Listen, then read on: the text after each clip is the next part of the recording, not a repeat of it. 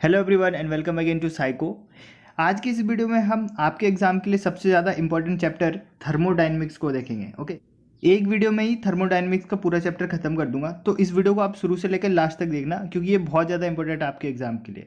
Okay, syllabus में मैं आपको दिखा देता हूँ। तो ये है आपका सिलेबस लैब स्टूडेंट का, और इसमें देखिए क्या है थर्मोडायनेमिक्स में। थर्मल इक्विलिब्रियम देखेंगे, थर्मोडायनेमिक्स के तीनों लॉ देखेंगे। Okay, heat work, internal energy, isothermal, adiabatic, reversible and irreversible process, heat engine, refrigerator. ठीक है, ये इतना है आपका थर्मोडायनेमिक्स का है। ओके, और मैं आपका हेड कांस्टेबल का भी सिलेबस दिखा देता हूँ।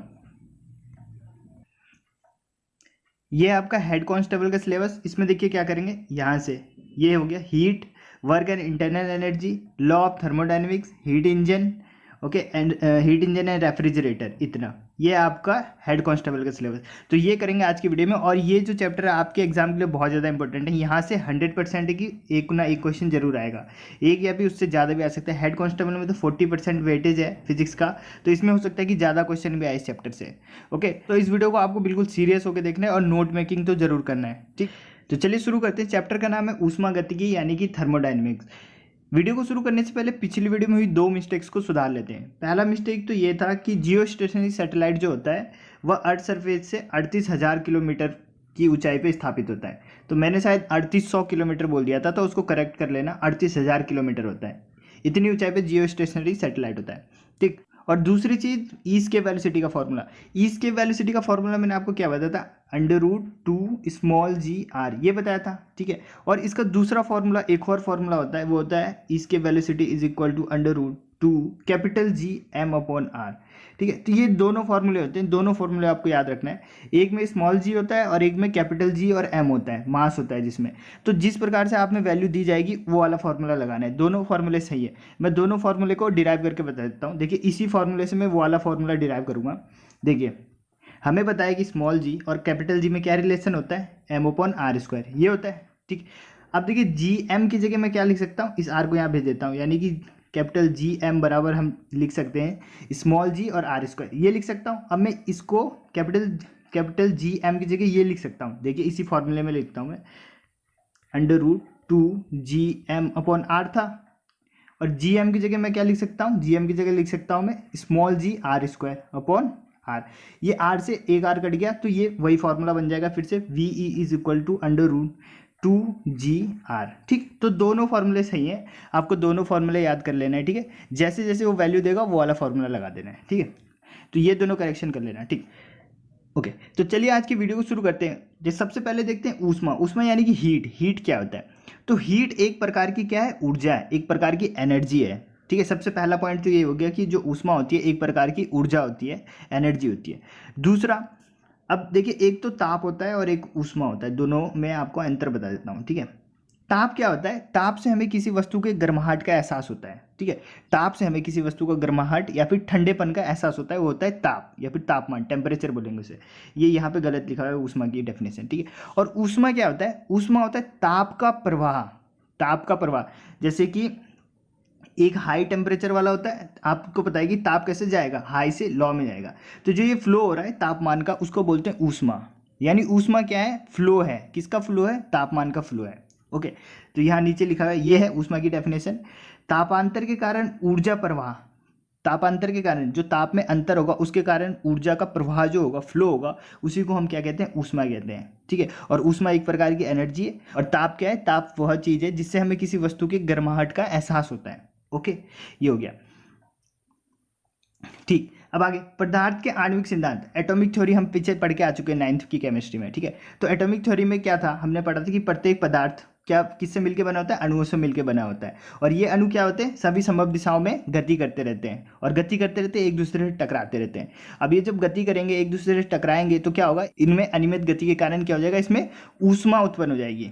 ठीक है, मतलब जब टकराएंगे तो इनमें ताप हो जाएगा, और ताप के कारण क्या होगा, ऊष्मा प्रवाहित होने लग जाएगी। तापमान में अंतर के कारण ऊष्मा फ्लो होने लग जाएगी, और इसके कारण उसमें ऊष्मा उत्पन्न हो जाएगी। ठीक है, तो ये तो हम पहले भी देख चुके हैं 9th क्लास में। ठीक है, इसमें कुछ नया नहीं था। अब आगे देखिए, टॉपिक हमारा किसी ऊष्मागतिकी निकाय द्वारा कृत कार्य, यानी किसी थर्मोडायनेमिक सिस्टम या फिर बॉडी द्वारा किया गया वर्क डन। ठीक है, इसको मैं यहाँ पे बता रहा हूँ क्योंकि इसका आगे मैं यूज़ लूँगा। ऐसे आपके एग्जाम के लिए इंपॉर्टेंट नहीं है ये, पर मैं इसका आगे यूज़ लूँगा दूसरे टॉपिक को समझाने के लिए। तो ये आपको पता होना चाहिए कि ऊष्मागतिकी निकाय द्वारा कैसे कार्य किया जाता है। तो देखिए, ये एक सिलेंडर है, ठीक है, इसमें गैस भरी हुई है, ठीक है, गैस, और उसके ऊपर एक पिस्टन लगा हुआ है, ठीक है, पिस्टन यानी ये ऊपर नीचे मूव कर सकता है। ओके, अब क्या होता है देखिए कि जैसे गैस है, गैस को हम गर्म करेंगे, तो जैसे गर्म करते हैं तो इसका क्या होगा, आयतन बढ़ेगा। जब भी हम गैस को गर्म करेंगे तो उसका आयतन बढ़ेगा। आयतन बढ़ने से क्या होगा, ये फैलेगी, ठीक है, मतलब बाहर निकलना चाहिए, फैलेगी। फैलने से क्या होगा, पिस्टन ऊपर उठ जाएगा। पिस्टन क्या हो जाएगा, ऊपर उठ जाएगा। तो माना जो पिस्टन पहले यहाँ पे था, अब यहाँ पे आ गया, ये पहले ए बी पे था, अब आ गया ए डैश बी डैश पे। माना कि डेल एक्स ऊपर उठ गया, ये पिस्टन डेल एक्स ऊपर उठ गया, ठीक है। तो अब देखिए इसको समीकरण रूप में कैसे प्रदर्शित करेंगे, ठीक, डेल एक्स ऊपर उठ गया। अब देखिए, तो अतः गैस द्वारा पिस्टन पर आरोपित बल, जो गैस है वो पिस्टन पे एक बल लगा रही है। कौन सा बल लगा रही है, F equal to P A. ये कुछ नया नहीं है, ये क्या है, ये प्रेशर का ही तो फॉर्मूला है। प्रेशर का फॉर्मूला क्या था, एकांक क्षेत्रफल पर लगाया गया बल, इसको बोलते थे प्रेशर। तो इसी को मैंने F निकालना है, मेरे को इधर भेज दिया मैंने इसको, तो F equal to P A, ठीक है। गैस द्वारा पिस्टन पे किया गया कार्य क्या होगा, तो हमें बताए W इज इक्वल टू क्या होता है, एफ एस होता है, यानी फोर्स इंटू डिस्प्लेसमेंट, जितना डिस्प्लेस होगा। फोर्स कितना है, फोर्स जितना है पी इंटू ए हो गया फोर्स, ठीक है, और डिस्प्लेसमेंट कितना हुआ, डेल एक्स हो गया। और इसी को हम लिख सकते हैं W is equal to P into del V. Del V क्या है पे, वॉल्यूम में परिवर्तन। ओके, तो ये ज़्यादा इंपॉर्टेंट नहीं है, आपको बस मुझे बताना था कि जो ऊष्मागतिकी निकाय है वो भी एक कार्य करता है। जब उसको हम हीट देते हैं या फिर दाब देते हैं या फिर वॉल्यूम में उसके चेंज करते हैं तो वह कार्य करता है वस्तु पे, ठीक है। और वो कार्य कितना होता है, ये होता है, इतना होता है वो कार्य, ठीक। अब आगे देखिए, ऊष्मागतिकी निकाय यानी कि थर्मोडायनेमिक्स बॉडी होता क्या है, या फिर सिस्टम। थर्मोडायनेमिक्स बॉडी बोलेंगे, थर्मोडायनेमिक्स सिस्टम बोलेंगे, ये होता क्या है। तो एक ऐसा निकाय, एक ऐसा बॉडी जिसे ताप हुआ दाब तथा आयतन के पदों में व्यक्त किया जा सके, ऐसा निकाय जिसको हम ताप में, टेम्परेचर में, या फिर दाब में, या फिर वॉल्यूम यानी कि आयतन में उसको प्रदर्शित कर सकें, उसको बोलते हैं हम ऊष्मागतिकी निकाय या फिर थर्मोडायनेमिक्स बॉडी। जैसे कि जो सिलेंडर होता है, गैस वाले सिलेंडर, उसमें जो भरा गैस होता है उसको हम क्या बोलेंगे, थर्मोडायनेमिक्स निकाय है वो, ठीक है, थर्मोडायनेमिक्स बॉडी है। किसी सिलेंडर में बंद गैस क्या है, वो थर्मोडायनेमिक्स, क्योंकि हम उसको दाब के फॉर्म में भी रिप्रेजेंट कर सकते हैं, कितना दाब लग रहा है, वॉल्यूम भी देख सकते हैं कि कितना लीटर भरा हुआ है उसमें, और क्या हो गया, एक ताप टेम्परेचर, किस टेम्परेचर पे उसको स्टोर किया गया। तो तीनों के पद में हम उसको व्यक्त कर सकते हैं, इसलिए वो क्या है, एक ऊष्मागतिकी निकाय है, ठीक ठीक। नेक्स्ट टॉपिक देखते हैं। नेक्स्ट टॉपिक है हमारा समतापीय प्रक्रम यानी कि आइसोथर्मल प्रोसेस, ठीक है। आइसोथर्मल प्रोसेस क्या होता है, देखिए, यदि किसी निकाय में कोई परिवर्तन इस प्रकार हो कि संपूर्ण प्रक्रम में निकाय का ताप स्थिर रहे, तो इस प्रक्रम को समतापीय प्रक्रम कहते हैं। यानी कि कोई ऐसी प्रोसेस जिसमें कोई थर्मोडायनेमिक बॉडी है, उसका जो टेम्परेचर है वो एक ही जैसा बना रहे, ठीक है, कांस्टेंट रहे, तो उसको बोलेंगे हम आइसोथर्मल प्रोसेस या फिर समतापीय प्रक्रम। जैसे कि बर्फ के गलनांक पर बर्फ का पिघलना, यानी कि अगर हम बर्फ का गलनांक देखें 0 डिग्री से अगर थोड़ा सा भी टेम्परेचर बढ़ा तो क्या होगा, बर्फ पिघलने लग जाएगा। तो जैसे हमने बर्फ को रखा एक कांस्टेंट टेम्परेचर पे, ठीक है, तो वो क्या होगा, वो पिघलने लग जाएगा। इसमें क्या हो रहा है कि टेम्परेचर तो सेम है और बर्फ भी पिघलती रहेगी। अब जैसे हमने अगर टेम्परेचर को कम कर दिया तो पिघलना बंद हो जाएगा उसका। आइसोथर्मल प्रोसेस क्या होता है, जिसमें बॉडी के ऊपर जो टेम्परेचर होता है वो कांस्टेंट रहता है, मतलब जो हमने टेम्परेचर दे रखा पूरी प्रोसेस में सेम वही टेम्परेचर रहेगा, तो उसको बोलते हैं हम आइसोथर्मल प्रोसेस। ओके, अब देखिए, समतापीय प्रक्रम में गैस बॉयल के नियम का पालन करते हैं। बॉयल का नियम, चार्ल्स का नियम, ये सब अगले चैप्टर में डिस्कस करेंगे जब मैं आपको गैस वाला चैप्टर करवाऊंगा, ठीक है। अभी बस आपको ये याद रखना है कि बॉयल ने क्या बोला था, बॉयल ने बोला था कि P V is equal to constant, ठीक है, नियतांक होता है। तो इस नियम का पालन करता है आइसोथर्मल प्रोसेस में, ठीक है। तो डायरेक्ट क्वेश्चन आपके एग्जाम में ऐसे बनेगा कि आइसोथर्मल प्रोसेस में किसके नियम का पालन किया जाता है, तो आपका आंसर आएगा बॉयल के नियम का, ठीक है। यानी कि बॉयल का नियम क्या था, पीवी, पी यहाँ पे क्या है, प्रेशर, वी क्या है, volume, P into V is equal to नियतांक यानी कि कांस्टेंट, ये इसमें फॉलो किया जाता है। और किया गया कार्य, ये तो आपसे पूछा नहीं जाएगा लेकिन आपको फिर भी एक बार देख लेना है कि आइसोथर्मल प्रोसेस में किया गया कार्य क्या होगा, तो होता है W is equal to mu, ये म्यू है, म्यू आर टी, ठीक है, V1 से V2 dV बाई डी, ठीक है, ये होता है। इसको आपको याद करने की जरूरत नहीं, ये नहीं पूछा जाएगा आपके एग्जाम में, ठीक है। आइसोथर्मल समझ गए आप। अब देखिए एडियाबेटिक प्रोसेस यानी कि रुद्धोष्म प्रक्रम। देखिए क्या, यदि किसी निकाय में कोई परिवर्तन इस प्रकार हो कि पूरे प्रक्रम में निकाय का बाह्य वातावरण के बीच ऊष्मा का आदान प्रदान ना हो सके, तो इस प्रक्रम को रुद्धोष्म प्रक्रम कहते हैं, यानी एडियाबेटिक प्रोसेस कहते हैं। इसको मैं आपको एग्जांपल के थ्रू समझाता हूँ बहुत इजीली। देखिए थर्मस आपने देखा होगा, थर्मस, ठीक है। थर्मस में जैसे हम पानी को रखते हैं, ठीक है, तो वो क्या होता है, पानी गर्म ही रहता है बहुत देर तक। ऐसा क्यों होता है, क्योंकि उसमें लेयर होती है ना, एक यहाँ पे लेयर बनी होती है, 2-3 लेयर, अच्छे थर्मस में 2-3 लेयर बनी होती है, जो क्या करता है बाहर के टेम्परेचर को अंदर नहीं आने देता है, यानी उन दोनों का बीच में, यानी उन दोनों के बीच का कांटेक्ट को तोड़ देता है वो। यानी कि अगर बाहर ठंडा है, मान के चलते ठंडा है, और हमने अंदर पानी गर्म किया है, तो इन दोनों का कांटेक्ट ही नहीं होगा।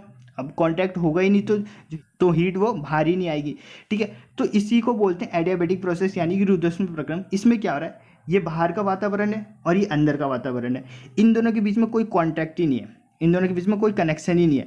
अब कनेक्शन नहीं है तो इससे क्या होगा कि जो इसका अंदर का टेम्परेचर है वो वैसे ही बना रहेगा और जो बाहर का टेम्परेचर वो वैसे ही रहेगा, मतलब दोनों एक दूसरे को इंटरफेयर नहीं करेंगे। इसी को बोलते हैं रुद्धोष्म प्रक्रम। ओके, ठीक। और रुद्धोष्म प्रक्रम में क्या होता है कि ऊष्मा का कोई भी आदान प्रदान नहीं होता है, ठीक है, ऊष्मा का कोई आदान प्रदान नहीं। और समताप आइसोथर्मल में क्या था, ऊष्मा का आदान प्रदान हो रहा था, ठीक है। जब हम बर्फ को गलाएंगे उसके गलनांक पे तो ऊष्मा तो निकलेगी, यहाँ पे ऊष्मा का आदान प्रदान होगा।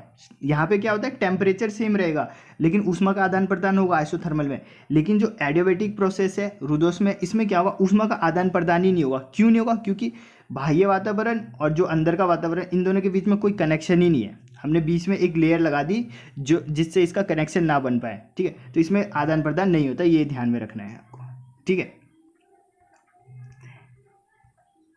ठीक, आगे देखिए यही लिखा है कि रुद्धोष्म प्रक्रम के लिए आवश्यक है कि निकाय की परिसीमाएं पूर्णतः ऊष्मारोधी हो। जैसे कि थर्मस है, थर्मस की जो परिसीमा है यानी बाउंड्री है वो कैसी है, ऊष्मारोधी होती है, यानी ऊष्मा को आने जाने नहीं देती है, ठीक है। तो ये तो आपको बता ही दिया मैंने, ठीक है। अब आगे देखिए, अब आपसे पूछा जाएगा कि जो रुद्धोष्म प्रक्रम है, एडियाबेटिक प्रोसेस है, ये किसके नियम का पालन करती है, तो ये करता है पाइसन के नियम का पालन, ठीक है। ये आपको लाइन याद रखना है। आइसोथर्मल प्रोसेस किसका नियम का पालन करता है, बॉयल का। और रुद्धोष्म प्रक्रम किसके नियम का पालन करता है, पाइसन का नियम। पाइसन का नियम क्या है कि पी वी, इसकी पावर क्या है, गामा, ये गामा लिखा हुआ है, ठीक है। तो पी वी की power gamma is equal to क्या होता है, नियतांक यानी कि कांस्टेंट होता है। ये होता है आपका पाइसन का नियम, ठीक है। तो आपको बस इतना याद रखना है कि रुद्धोष्म प्रक्रम पाइसन के नियम का पालन करता है, बस, बाकी कुछ नहीं याद रखना है। और वर्क पूछा जाए तो वर्क के लिए बस एक बार इस पर नज़र मार देना है आपको, ठीक है, कि W इक्वल टू नियतांक V1 से V2 dV बाय V की पावर गामा, ठीक है। ये होता है वर्क, ठीक है। ये सब कुछ नहीं आएगा, ये सब फालतू की चीज़ें, ये सब नहीं आएगा, ठीक। अब नेक्स्ट टॉपिक है हमारा आंतरिक ऊर्जा यानी कि इंटरनल एनर्जी। तो इंटरनल एनर्जी मैं बता देता हूँ। जैसे कि अभी हमने सीखा कि जो पदार्थ होता है वो अणुओं से मिलकर बना होता है और अणु क्या करते हैं, मूवमेंट करते रहते हैं, गति करते रहते हैं इधर उधर। तो गति करने से उसमें कौन सी एनर्जी आ जाएगी, काइनेटिक एनर्जी यानी कि गतिज ऊर्जा आ जाएगी। और उनकी स्थिति के कारण कौन सी एनर्जी आ जाएगी, पोटेंशियल यानी कि स्थितिज ऊर्जा आ जाएगी, ठीक है।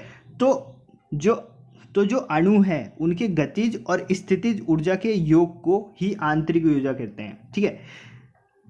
देखिए डेफिनेशन क्या लिखा है, किसी ऊष्मागतिकी निकाय की आंतरिक ऊर्जा उसके अणुओं द्वारा संचित समस्त प्रकार की स्थितिज ऊर्जा तथा गतिज ऊर्जा के योगफल के बराबर होती है, ठीक है। यह केवल निकाय की अवस्था पर निर्भर करती है। आंतरिक ऊर्जा इस बात पर निर्भर नहीं करती कि इस अवस्था से दूसरी अवस्था में किस प्रकार परिवर्तित हुई। देखिए पहली बात ये कि जो आंतरिक ऊर्जा होती है वो अणुओं की समस्त गतिज ऊर्जा और स्थितिज ऊर्जा यानी काइनेटिक एनर्जी और पोटेंशियल एनर्जी का सम होता है, ठीक है। ये होता है आंतरिक एनर्जी, ये होता है आंतरिक ऊर्जा, ठीक। दूसरा चीज ये किस पर निर्भर करती है, ये इसकी अवस्था पे, वो किस अवस्था में, द्रव अवस्था में, ठोस अवस्था में, गैस अवस्था में, इस पर निर्भर करती है, ना कि उसे किस अवस्था से चेंज किया गया है, ठीक है। जैसे कि हमने 9th में पढ़ा था कि हम ठोस को गैस बना सकते हैं, गैस को द्रव्य बना सकते हैं, ये सब बना सकते हैं। इसके लिए हमें क्या देना पड़ता था, लेटेंट हीट वगैरह, ये सब पढ़ा था हमने वहाँ पे, ठीक है। तो जो इंटरनल एनर्जी है यही बोला जा रहा है कि वो इस पर डिपेंड नहीं कर रही कि हमने इसको किस फॉर्म से किस फॉर्म में चेंज किया या फिर कितनी एनर्जी दी गई इसको या ली गई, इस पर डिपेंड नहीं करता।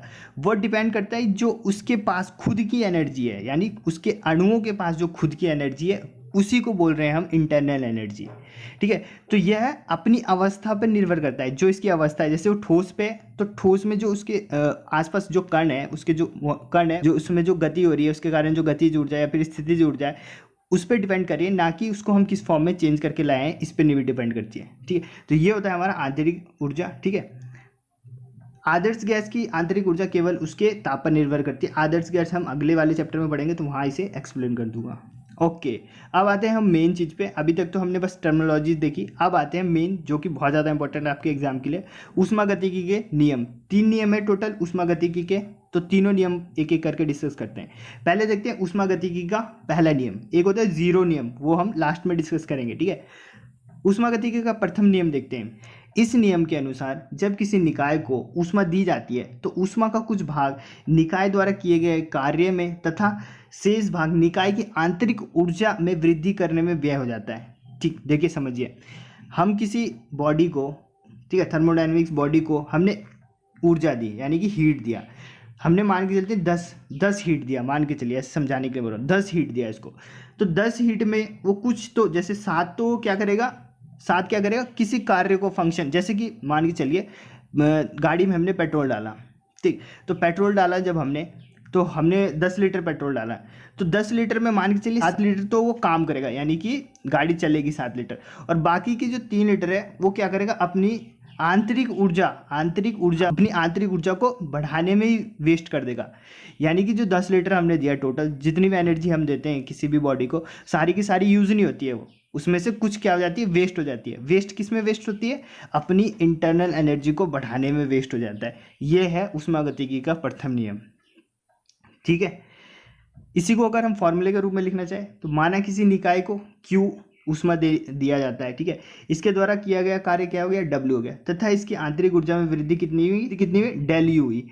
तो इसका फॉर्मूला क्या बना सकते हैं, Q इक्वल टू, Q क्या है, जो हमने एनर्जी, वो किस में डिवाइड हो जाएगा, अपनी आंतरिक ऊर्जा को बढ़ाने में, तथा जो वो कार्य करेगा उसमें डिवाइड कर देगा वो, ठीक है। कुछ तो वो करेगा जिसके लिए हमने उसे एनर्जी दी कि काम करके दे भाई, उसमें करेगा कुछ, और कुछ तो अपने, मतलब कि कुछ तो अपने लिए रख लेगा, और कुछ जिसके लिए हमने उसे दिया कि ये वाला काम करना है, इतनी एनर्जी, तो वो कुछ तो कर देगा काम, लेकिन कुछ एनर्जी अपने लिए कर लेगा, अपने आप को बढ़ाने में, अपनी इंटरनल एनर्जी को बढ़ाने में।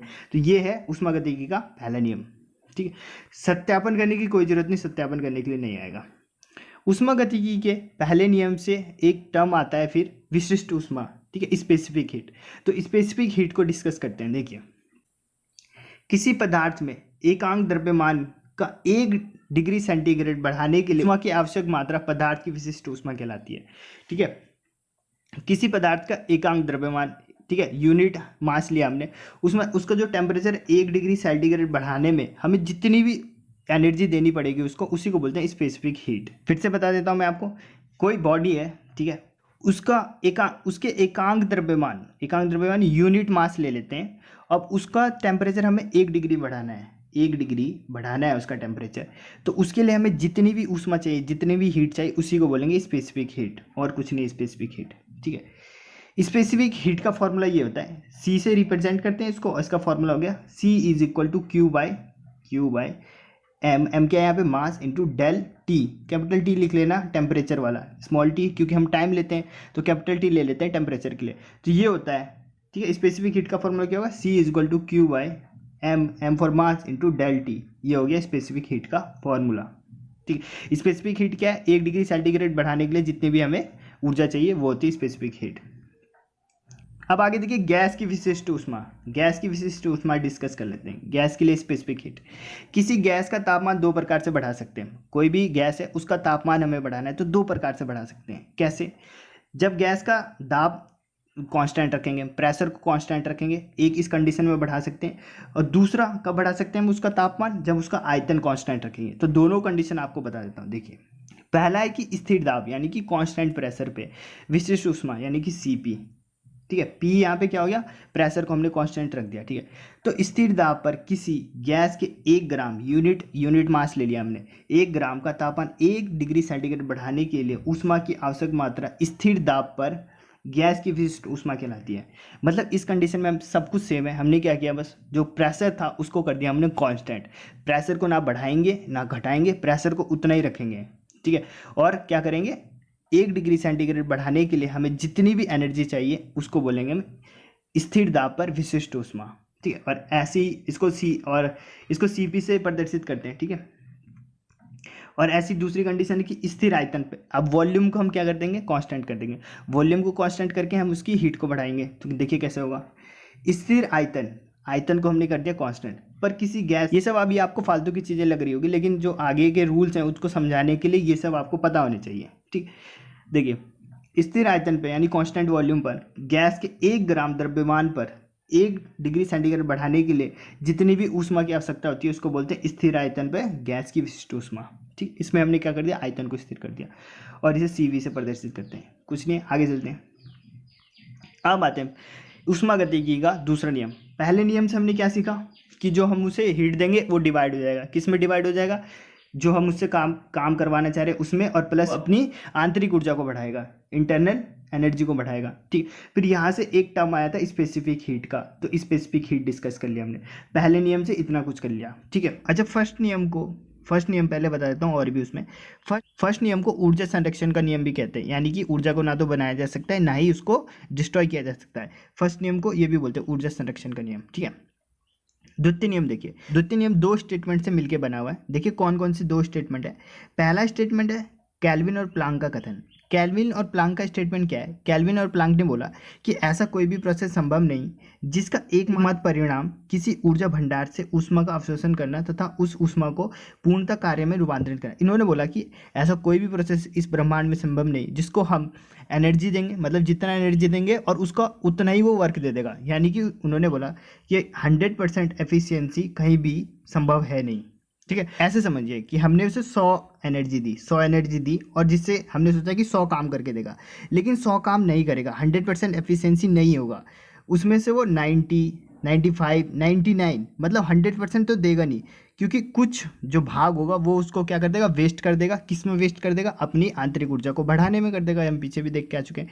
तो केल्विन और प्लांक ने कुछ नया नहीं बोला, इन्होंने यही बोला कि अगर हम उसे जितनी एनर्जी देंगे उसका पूरा कन्वर्ट नहीं करेगा वर्क में, ठीक है, कुछ जो होगा वो वेस्ट चला जाएगा एनर्जी, ठीक। ये तो केल्विन ने बोला। दूसरा क्लासियस ने क्या बोला, क्लासियस ने बोला कि जो ऊष्मा का प्रवाह है, यानी कि फ्लो है, जो ऊष्मा का फ्लो किधर से किधर होता है ये बताया हमें क्लासियस ने। उन्होंने बोला कि अगर 2 वस्तु है, एक हॉट है और एक कोल्ड है, तो जो फ्लो होगा ऊष्मा का वो होगा हॉट से कोल्ड की तरफ। फ्लो की बात कर रहा हूँ, ये नहीं मैं बोल रहा हूँ कि ऊष्मा किधर से निकालेंगे, कोल्ड से भी ऊष्मा निकल सकती है। अभी जब रेफ्रिजरेटर देखेंगे तो हम कोल्ड वस्तु से, जो ठंडी वस्तु से, वहाँ से भी ऊष्मा निकाल सकते हैं। लेकिन जो क्लासियस जो बोल रहे हैं वो बोल रहे हैं कि किधर से फ्लो होता है, मतलब प्रवाह किधर होता है, तो गर्म वस्तु से लेकर ठंडी वस्तु की तरफ ऊष्मा का प्रवाह होता है। तो इन 2 कथनों को मिला के बनता है ऊष्मागतिकी का द्वितीय नियम, ठीक है। पहला तो ये कि वो 100% एफिशिएंसी नहीं देगा, ठीक है, जितना हम उसे ऊर्जा देंगे उसका पूरा कन्वर्ट नहीं करेगा वो वर्क में। दूसरा ये कि जो फ्लो होता है वो कहाँ से किधर की तरफ होता है, गर्म वस्तु से ठंडी वस्तु की तरफ होता है। ये हो गया ऊष्मागतिकी का द्वितीय नियम। ऊष्मागतिकी के द्वितीय नियम से हम क्या क्या सीखेंगे, ऊष्मा इंजन यानी कि हीट इंजन और एक रेफ्रिजरेटर, ठीक है। तो दोनों देख लेते हैं। पहले देखते हैं ऊष्मा इंजन। ऊष्मा इंजन क्या होता है, हीट इंजन क्या होता है। देखिए, ऊष्मा इंजन एक ऐसी युक्ति है जिसमें निकाय का चक्रीय प्रक्रम होता है। चक्रीय प्रक्रम क्या होता है, देखिए, प्रक्रम मतलब कि जब कोई निकाय अपनी विभिन्न अवस्थाओं से होता हुआ अपनी प्रारंभिक अवस्था में लौटता है तो इसको बोलते हैं चक्रीय प्रक्रम। जैसे कि पहले पानी था, फिर क्या बन गया, वो वाष्प बन गया, फिर पानी बन गया, फिर बर्फ बन गया, और फिर लास्ट में कहाँ आ गया, पानी पे आ गया। तो विभिन्न अवस्थाओं से घूमता फिरता अपनी प्रारंभिक अवस्था में आ गया, इसी को बोलते हैं चक्रीय प्रक्रम, ठीक। तो ऊष्मा इंजन में हम ऐसे ही करते हैं। देखिए, ऊष्मा इंजन एक ऐसी युक्ति है जिसमें हम निकाय यानी बॉडी द्वारा चक्रीय प्रक्रम कराया जाता है। किसी बॉडी द्वारा हम उसमें चक्रीय प्रक्रम कराएंगे, जैसे पेट्रोल हो गया, या फिर रेफ्रिजरेटर में किसको घुमाएंगे, फ्रेऑन गैस को घुमाएंगे, ठीक है, जिसके फलस्वरूप ऊष्मा कार्य में परिवर्तित होती है। जिसके फलस्वरूप ऊष्मा किस में बदल जाएगा, वर्क में बदल जाएगा, ठीक। तो देखते हैं इसको डिटेल में। देखिए, पहला पॉइंट है, इसमें एक कार्यकारी पदार्थ होता है। जैसे कि भाप इंजन में क्या होगा, कार्यकारी पदार्थ भाप होगा। डीजल इंजन में क्या होगा, डीजल। पेट्रोल इंजन में क्या होगा, पेट्रोल। ये क्या हो गया, कार्यकारी पदार्थ हो गया। और इसी को हम क्या करेंगे, घुमाएंगे इसकी विभिन्न अवस्थाओं से, ठीक। कार्यकारी पदार्थ एक चक्र से गुजरता है जिसमें कई प्रक्रम होते हैं। एक प्रक्रम में यह पदार्थ किसी उच्च ताप T1 हाई टेम्परेचर होगा, जहाँ जिसको बोला हमने T1, ठीक है, पर किसी बाह्य ऊष्मा भंडार से ऊष्मा का कुल मात्रा Q1 हाई टेम्परेचर पे जाएगा, तो वहाँ से उसका क्या ले लेगा, हीट ले लेगा। क्या हीट लेके आया वो, Q1 हीट ले लिया उसने हाई टेम्परेचर से। अब क्या करेगा वो, देखिए, फिर चक्र के द्वितीय प्रक्रम में ये फर्स्ट स्टेप था चक्र का, मान के चलिए ऐसे घूम रहा है, ऐसे घूम रहा है, तो यहाँ से गया वो, इसने क्या किया, T1 क्या था, हाई टेम्परेचर था, मतलब इसकी जो मतलब इसका जो तापमान था वो उच्च था। यहाँ से इसने क्या लिया, Q1 क्या लिया उसने, ऊष्मा लिया। अब क्या करेगा, दूसरे चक्कर में, दूसरे प्रक्रम में क्या करेगा, ये कार्यकारी पदार्थ किसी अपेक्षित कम जो उससे जो जहाँ से वो लेके आया ना T1 से, T1 क्या था, हाई टेम्परेचर, इससे कम तापमान यानी कि T2, कम टेम्परेचर वाले किसी बाह्य ऊष्मा भंडार को कुल ऊष्मा का मात्रा Q2 दे देता है। यहाँ से लेके आया वो Q1 और इसको दे देगा, ठीक है, गर्म से लेके आया और ठंडी वस्तु को Q2 दे देगा। तो T1 यानी हाई टेम्परेचर से लेके क्या आया वो Q1, और T2 यानी कि लो टेम्परेचर, इसको दे दिया उसने Q2, ठीक है। तो एक चक्र में निकाय द्वारा संपादित कार्य W किसी और अच्छा हाँ ये बताना भूल गया, जब ये यहाँ से लेकर आया T1 से Q1 और इसको दे दिया उसने किसको, T2 को, तो इसमें उसने क्या किया, वर्क किया, ठीक है, इसमें क्या किया उसने, वर्क किया। और इसी वर्क का यूज़ कर सकते हैं हम पहियों को घुमाने में, या फिर भाप इंजन में एनर्जी को प्रोड्यूस, कैसे भी यूज़ कर सकते हैं हम इसको, ठीक है। तो ऐसे ये वर्क करता है, ठीक। तो एक चक्र में निकाय द्वारा संपादित कार्य W किसी विधि द्वारा परिवेश में स्थानांतरित किया जाता है, यानी कि कार्य को क्या कर दिया हमने, स्थानांतरित कर दिया। जैसे हमें टायर को भी काम करवाना है उसमें हम उसको रूपांतरित करवा देंगे, ठीक है। अब देखिए ये चक्र क्या होता है, बार बार दोहराया जाता है, बार बार दोहराया जाता है ताकि किसी प्रयोजन के लिए उपयोग कार्य संपादित हो, क्योंकि हमें एक चक्कर में तो इतना एनर्जी मिलेगा नहीं, इतना कार्य तो होगा नहीं, हमें उसे बार बार घुमाना पड़ेगा। तो ये चक्र क्या होगा, बार बार होगा, यानी वो हाई टेम्परेचर से Q1 लेगा उसमें और लो टेम्परेचर को देगा, और इसी में क्या कर रहा है, काम कर रहा है। और यही क्या है, हीट इंजन है। हीट इंजन कुछ खतरनाक सी चीज़ नहीं है, हाई टेम्परेचर से हीट को उठाना और लो टेम्परेचर को दे देना, और इस प्रोसेस में वो क्या करता है, वर्क करता है। और इस वर्क का हम यूज़ करते हैं जो भी काम करवाना हो, मेरे टायर को घुमाना हो या फिर अन्य प्रकार के जितने भी काम करवाने हैं मुझे, अन्य प्रकार के जितने भी कार चलाना, बाइक, ये सब ऐसे ही चलता है, ठीक है। ये हो गया हीट इंजन। किसी ऊष्मा इंजन की दक्षता देखिए क्या होता है, ईटा बराबर W बाई क्यू, जहाँ पे Q क्या है, निकाय द्वारा पूरे चक्र में, आधे चक्र में नहीं, पूरे चक्र में जितना भी उसने ऊष्मा का क्या किया, अवशोषण किया, जितना भी उसने अवशोषण किया उसको वहाँ से उठा के लाया ऊष्मा को, उसको हमने दे दिया Q। और W क्या है, एक चक्कर में जितना भी वो कार्य कर रहा है उसको हमने W से कर दिया, ठीक है। तो वो बार बार चक्कर लगा रहा है, तो W equal to Q1 minus Q2 हो जाएगा। बार बार चक्कर लगा रहा है, एक चक्कर में Q1 लेके आता था, दूसरे में तो W बराबर Q1 माइनस Q2। अब हम रख देते हैं इस फॉर्मूले में, W की जगह रख देंगे Q1 माइनस Q2 और Q की जगह Q1। तो जब इसको हम सॉल्व करेंगे तो ईटा बराबर क्या हो जाएगा, दोनों के नीचे इसको करेंगे तो ये इससे कट जाएगा और ये आ जाएगा 1 माइनस, देखिए ईटा बराबर 1 माइनस Q2 बाय Q1। यही होता है हमारा हीट इंजन की एफिशिएंसी या फिर दक्षता का फॉर्मूला, ठीक है। अब आपको एक चीज़ यहाँ पे नोट करना है जो एग्जाम में पूछा जाता है कि वास्तविक इंजन जो रियल इंजन है से संबंधित विभिन्न प्रकार की हानियों को कितना भी कम कर ले, जितने प्रकार की प्रॉब्लम सबको कम कर ले, सारी प्रॉब्लम को भी हम सॉल्व कर देंगे, तभी भी ऐसा कोई इंजन बनाना संभव नहीं है जिसके लिए ईटा बराबर 1 हो, यानी जिसकी दक्षता कितनी हो, 1 हो। तो इससे यह निष्कर्ष निकलता है कि ऊष्मा इंजन की दक्षता एक मौलिक सीमा तक होती है, एक लिमिटेड सीमा तक होती है। इसका निर्धारण प्राकृतिक में एक स्वतंत्र नियम जिसे हम ऊष्मागतिकी का द्वितीय नियम कहते हैं उससे करते हैं। तो अगर हमसे पूछा जाए कि जो हीट इंजन होता है, हीट इंजन की दक्षता को हम ऊष्मागतिकी के किस नियम से निर्धारित करते हैं, तो ऊष्मागतिकी के द्वितीय नियम से हम किसी भी हीट इंजन की एफिशिएंसी का निर्धारण करते हैं। क्योंकि ऊष्मागतिकी के द्वितीय नियम का फर्स्ट स्टेटमेंट क्या था कि हम जितनी भी एनर्जी देंगे वो सब यूज नहीं करेगा, वर्क में कुछ ना कुछ वेस्ट हो जाएगा। और इंजन में भी यही हो रहा है कि उसकी जो इफिशियंसी कभी भी एक नहीं हो सकती, एक मतलब कि परफेक्ट हो ही नहीं सकता, 100% इफिशियंस हो ही नहीं सकता। क्यों नहीं हो सकता, क्योंकि एनर्जी वो अपने लिए रखता है इंटरनल एनर्जी को बढ़ाने के लिए, ठीक है। तो ये हो गया दूसरा नियम। नेक्स्ट है हमारा प्रशीतक क्या होता है, रेफ्रिजरेटर हमारा हीट इंजन का उल्टा काम करता है, ठीक है। उल्टा काम का मतलब क्या होता है, जैसे हीट इंजन में हमने क्या देखा था, T1 था, T1 क्या था, हॉट था, मतलब कि उच्च टेम्परेचर था। T2 क्या था, लो टेम्परेचर था। वो यहाँ से ऊष्मा उठा रहा था Q1 और इसको दे दे रहा था। पर जो रेफ्रिजरेटर में इसका उल्टा होगा, वो ठंडे से उठाएगा और गर्म को दे देगा, ठंडे से उठा के गर्म को दे देगा, ऐसा होगा प्रशीतक में। तो देखिए प्रशीतक यानी रेफ्रिजरेटर ऊष्मा ईंधन के ठीक विपरीत कार्य करता है, हीट इंजन के ठीक उल्टा काम करता है।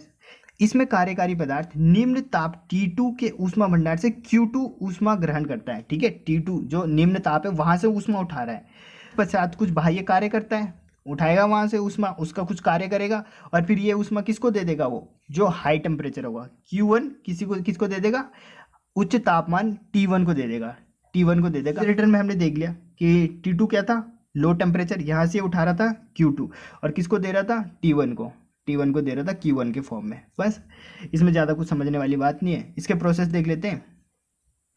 अब यहाँ पे दो टर्म्स होते हैं, उन दोनों टर्म्स में बहुत कन्फ्यूजन होती है, उन दोनों को डिस्कस कर लेते हैं। एक होता है हीट पंप जिसको बोलते हैं ऊष्मा पंप, और एक होता है रेफ्रिजरेटर। दोनों देखिए काम सेम करता है।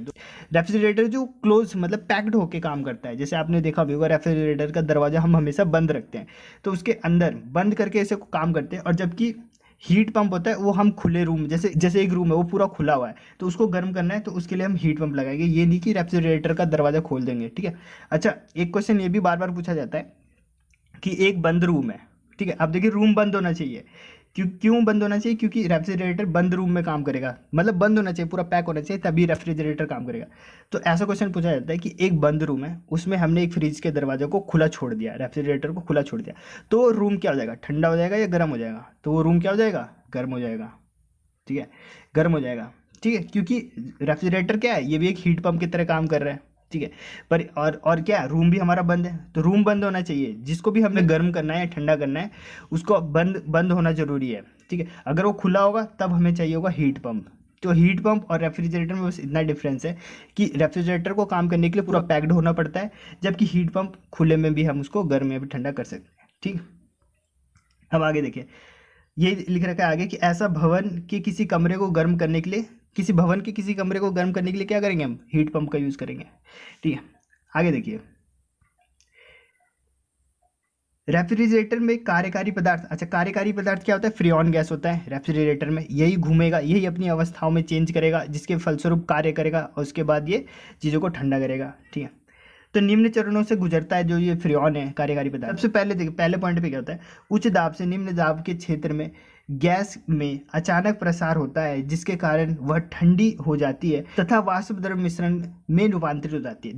देखिए सबसे पहले क्या होता है, जो गैस ये फ्रीऑन गैस है, ये हाई टेम्परेचर से लो टेम्परेचर के क्षेत्र में बहती है, प्रसारित होती, फ्लो होती है, जिसके कारण क्या होगी, ये ठंडी हो जाएगी। ठंडी होने से क्या हो जाएगा, ये वाष्प द्रव बन जाएगी, यानी लिक्विड टाइप का बन जाएगा, ठीक है। पहले स्टेज में ये होगी। अब देखिए नेक्स्ट स्टेप में ये क्या करेगी, ये ठंडे तरल, जो भी ठंडा पदार्थ होगा उससे क्या लेगी, ये ऊष्मा लेगी। जैसे मैंने बताया कि ठंडे से लेती है ऊष्मा, तो ठंडे से ये ऊष्मा लेगी। और अब ऐसे समझिए, जैसे कोई वस्तु है वो ठंडी है, उससे हम और ऊष्मा ले लेंगे, तो और ठंडी हो जाएगी ना। तो प्रशीतक यानी रेफ्रिजरेटर इसी विधि पे काम करता है, वो मतलब वो चीज़ों को ठंडा कैसे करता है, वो उसकी गर्मी निकालता रहता है, इसकी हीट निकालता रहता है। ये नहीं कि इसको ठंडा करता है, इसको ठंडा नहीं करता बल्कि इसकी हीट निकालता है। इसकी हीट निकालते रहेंगे तो जाहिर सी बात है ये ठंडा हो जाएगा, ठीक है।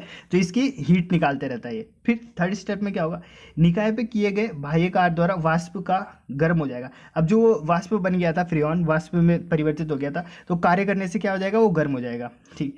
ऊष्मा द्वारा परिवेश में ऊष्मा मुक्त करके कार्यकारी पदार्थ को एक चक्र द्वारा पुनः अपनी प्रारंभिक स्थिति में, ठीक है। इसके बाद क्या होगा, जो ऊष्मा है वो किसको दे देगा, वो हाई टेम्परेचर वाले को दे देगा ऊष्मा, ठीक है। और फिर वो अपने गैस फॉर्म में आ जाएगा, यानी पहले वो गैस फॉर्म में था, फिर वो द्रव्य में चेंज हुआ, और फिर किस में आ गया, वो गैस में आ गया। तो ये कार्यकारी पदार्थ होता है रेफ्रिजरेटर में फ्रीऑन, ये ऐसे कार्य करता है, ठीक है। ठंडी चीज़ों से क्या लेता है, हीट निकालता है, उसको और ठंडा कर देता है। आगे देखिए, कार्नो इंजन आपके सिलेबस में नहीं है, ठीक है, तो सिलेबस में नहीं तो इसको नहीं पढ़ना, ऐसे भी बहुत ज़्यादा लेंदी है, ओके। लास्ट नियम बच गया हमारा ऊष्मागतिकी का शून्य नियम, जिसको बोलते हैं जीरोथ लॉ, या फिर इसी को बोलते हैं थर्मल इक्विलिब्रियम, ठीक है, ऊष्मीय साम्य अवस्था। देखिए जीरोथ लॉ इंपॉर्टेंट है काफ़ी ज़्यादा। देखिए इसमें क्या होता है, सबसे पहले मैं आपको ऊष्मीय साम्य यानी थर्मल इक्विलिब्रियम का मतलब बताता हूँ। देखिए क्या होता है, जैसे दो बॉडी है, दो बॉडी को हमने क्या कर दिया, चिपका दिया आपस में, ये चिपक गया आपस में।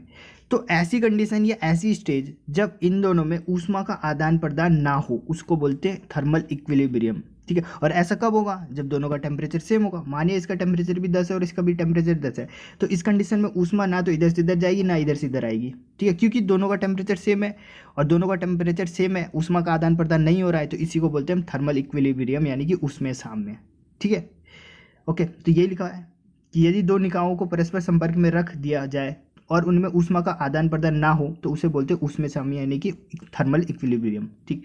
अब आगे देखिए, कोई भी ऊष्मागतिकी निकाय उसमें साम्य कहा जाता है यदि उसके सभी भागों का ताप समान होता है, सभी भागों का तापमान समान होना चाहिए। थर्मल इक्विलिब्रियम का मतलब ये होता है। यदि प्रतिबिंब संतुष्ट नहीं हो तो ऊष्मा का प्रभाव तब तक होता रहेगा जब तक उसमें संतुलन प्राप्त ना हो जाए। ठीक है, अब देखिए अगर थर्मल इक्विलिब्रियम नहीं है, ठीक है, मानिए इसका टेम्परेचर है 10 और इसका है 15, इसका ज़्यादा है, तो क्या होगा, हमने क्या देखा कि एनर्जी का फ्लो किधर से किधर होता है, ज़्यादा से कम की तरफ। तो इधर से इधर ऊष्मा का फ्लो होता रहेगा, और कब तक होता रहेगा, जब तक दोनों के टेम्परेचर सेम नहीं हो जाएंगे, जब तक वो थर्मल इक्विलिब्रियम में नहीं आ जाएंगे तब तक ये फ्लो होता रहेगा। ठीक है, आगे देखिए, ऊष्मागति के शून्याङ्क नियम यानी कि जीरोथ लॉ के अनुसार यदि दो निकाय किसी तीसरे निकाय के साथ अलग अलग ऊष्मीय साम्य में हो, ठीक है, यानी कि दो निकाय, ये दोनों तो क्या है थर्मल इक्विलिब्रियम में, और तीसरा वाला अलग ही है। ठीक है, मान के चलिए इन दोनों का टेम्परेचर तो 10-10 है लेकिन इसका है 20। ठीक है, ठीक है, तो अब क्या करेंगे, अगर हम इन तीनों को रख दें एक साथ, तो जब एक साथ रख देंगे तो क्या हो जाएंगे, तीनों क्या हो जाएंगे, थर्मल इक्विलिब्रियम में आ जाएंगे। तो ये जीरोथ लॉ कि जब हम दो साम्य जो पहले से थर्मल इक्विलिब्रियम में किसी तीसरे से जो कि थर्मल इक्विलिब्रियम में नहीं है उसके साथ रख देंगे तो क्या होगा, तीनों क्या आ जाएंगे, थर्मल इक्विलिब्रियम में आ जाएंगे। ठीक है, तीनों का टेम्परेचर क्या हो जाएगा, सेम हो जाएगा, और जो हीट का फ्लो है वो बंद हो जाएगा। तो ये है जीरोथ लॉ। जीरोथ लॉ सबसे आसान है, थर्मल इक्विलिब्रियम को बताता है। ठीक है, ओके, तो इसी के साथ आपका ये चैप्टर खत्म हो गया। कमेंट के माध्यम से बताइए कि आपको ये वीडियो कैसी लगी। यदि आपने इस वीडियो से कुछ सीखा है तो इस वीडियो को लाइक करें। मिलते हैं नेक्स्ट वीडियो में। जय हिंद।